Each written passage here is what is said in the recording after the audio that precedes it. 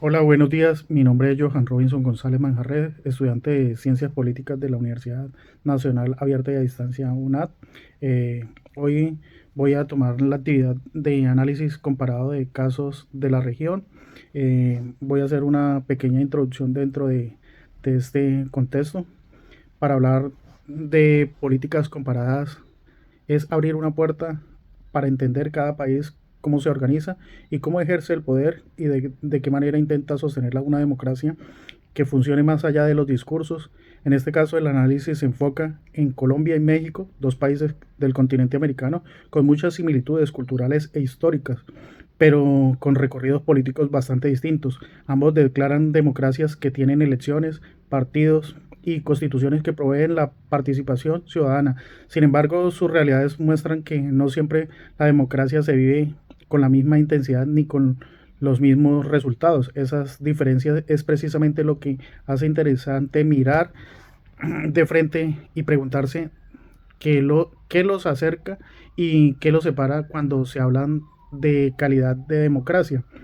Eh, el trabajo se desarrolla con una mesa internacional de análisis comparados, en la que cada participante asume un rol distinto para observar un fenómeno desde varios ángulos.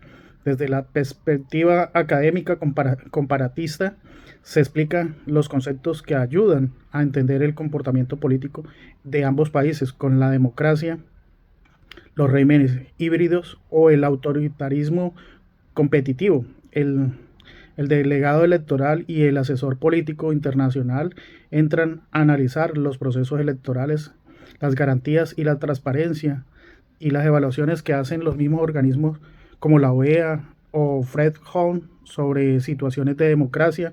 En otra línea, el representante de la sociedad civil y el periodista internacional ponen en el foco de la ciudadanía, cómo se movilizan, se expresan y qué tanto influye el rumbo de la política finalmente en el funcionamiento público reformista.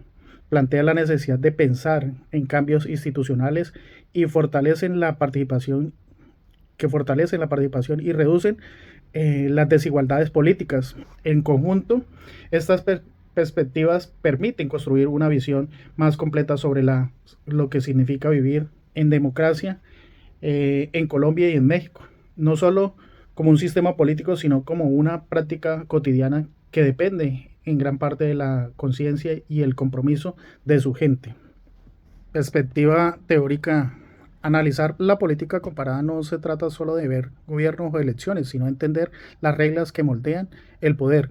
Como explica Dale Knoll en el método comparativo, comparar no es poner países al lado del otro, sino descubrir las causas de sus diferencias.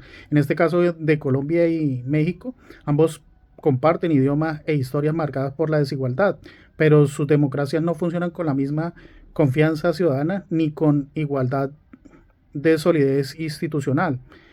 Rodríguez Soya, señala que la comparación debe centrarse como se ejerce el poder y los ciudadanos cómo participan realmente. La democracia no se agota en votar, también implica poder opinar, protestar y tener una voz sin miedo, pero muchas veces esas condiciones son distorsionadas. En el video de sistemas políticos híbridos se muestra que hay países que parecen democracias, pero mantienen prácticas autoritarias, como es el caso de Venezuela, donde el voto existe, pero el poder está concentrado en uno solo. Desde el rol del asesor político internacional, los informes de la OEA y Freedom House y B. Demon coinciden que en México y Colombia siguen siendo democracias, aunque debilitadas. En México se preocupan por la concentración del poder presidencial. En Colombia, la violencia contra los líderes sociales y la desigualdad limitan la participación de real. En ambos casos, la democracia conserva su forma, pero pierde la fuerza en la práctica. Así como el académico comparatista y el asesor concluye que no se trata que quién tiene la mejor democracia, sino cómo cada estructura enfrenta sus propios desafíos. Esa comprensión es la base para, para pasar a la siguiente parte, la perspectiva metodológica, donde se analiza cómo estas tensiones se reflejan en los procesos electorales y el papel de los medios. En la perspectiva metodológica, esta parte de análisis se pasa de la teoría práctica desde el rol del delegado electoral. El foco está como cómo funcionan las instituciones y qué garantizan las elecciones libres, confiables, como explica González en el 2010. Comparar no es solo ver diferencias, sino entender factores determinantes. Los resultados en este sentido, tanto en México como en Colombia, poseen organismos sólidos, como el INED en México y la Registraduría Nacional en Colombia, pero su eficacia depende de la confianza de la ciudadanía, no solo en su marco legal. El periodista internacional plantea una visión más crítica. Las instituciones pueden ser fuertes, pero los medios no son libres. Las democracias se debilitan. En el video de sistemas políticos comparados de Juan Javier Negre recordaba que la estabilidad democrática depende también del comportamiento de los partidos y de la calidad del debate público, así como mientras el delegado confía en el valor técnico de los procesos electorales, el periodista advierte la manipulación mediática de la violencia política y de la concentración de medios que limitan la pluralidad.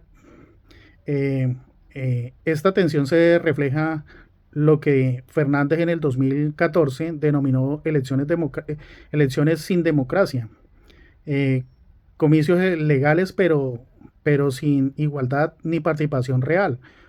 Por eso la comparación entre Colombia y México no puede quedarse en cifras, sino en cómo interactúa lo institucional, lo mediático y la confianza pública. En esta última instancia, ambos roles coinciden que es una democracia solo se puede sostener si existen medios libres, informados, veraces y de una ciudadanía activa eh, que vigile estos procesos. Perspectiva analítica. En esta parte del análisis desciende al terreno cotidiano, donde la política vive en las calles y las decisiones de la gente desde el rol del representante de la sociedad civil. El enfoque se centra en cómo los ciudadanos eh, hacen parte, hacen valer su voz frente a las estructuras que muchas veces los excluyen. En Colombia y en México esas resistencias se ven reflejadas en las marchas, las denuncias y en las redes que exigen la justicia frente a la corrupción o a la violencia. En Colombia los líderes sociales definen los derechos humanos a pesar del riesgo. En México las protestas contra los feminicidios y la impunidad muestran que la sociedad sigue empujados por un cambio real. Estas miradas de la ciudadanía contrastan con la del funcionario reformista, quien reconoce los avances institucionales, pero advierte que muchos problemas se repiten. En México, las reformas anticorrupcionales y las consultas populares no siempre transforman las prácticas políticas. En Colombia, los esfuerzos de acuerdos de paz y la descentralización aún no logran empoderar plenamente a las regiones. Como advierte el ICGP, sin independencia judicial ni rendición de cuentas, las democracias se vuelven frágiles. Sarat Nieto y McCoy recordaban que el verdadero problema en América Latina no es la falta de elecciones, sino la falta de desconfianza en las instituciones, algo que no conecta con el video sobre los derechos humanos, donde se decía que esto comienza en lugares más pequeños, cerca a la casa. Esa frase une ambos roles, la sociedad civil, que actúa desde abajo, y el Estado, que deben responder desde arriba. Tal como señala en el video de sistemas políticos híbridos, las democracias pueden conservar formas y volverse autoritarias si los ciudadanos dejan de exigir. Por eso la comparación entre México y Colombia demuestra que los cambios no dependen solo de las leyes, sino del compromiso, de la cotidianidad de quienes se niegan a quedarse callados. En conclusión, al recordar Al recorrer estas tres perspectivas, se comprende que el análisis comparado va más allá de lo académico. Es una forma de medir la vitalidad de la democracia en prácticas. En Colombia y en México, las perspectivas teóricas guiadas por Noel y Rodríguez Soya evidencian que la democracia no es solo se mide en elecciones, sino en la confianza institucional circulada del poder y la calidad democrática. Ambos países sostienen que comicios libres, pero persiste la corrupción y la desigualdad y el desgaste del ciudadano. La perspectiva metodológica con los roles del delegado electoral y el periodista internacional mostró cómo las elecciones y los medios reflejan la tensión entre la legalidad y la legitimidad. Siguiendo a González y a Fernández, se advierte que la democracia se debilita cuando la competencia no es justa, tanto en el INET en México como en la registraduría en Colombia. Funcionan, pero enfrente de las presiones políticas, la violencia electoral y el control mediático, lo que acerca a ambos países a los llamados regímenes híbridos descritos en los videos de analizados.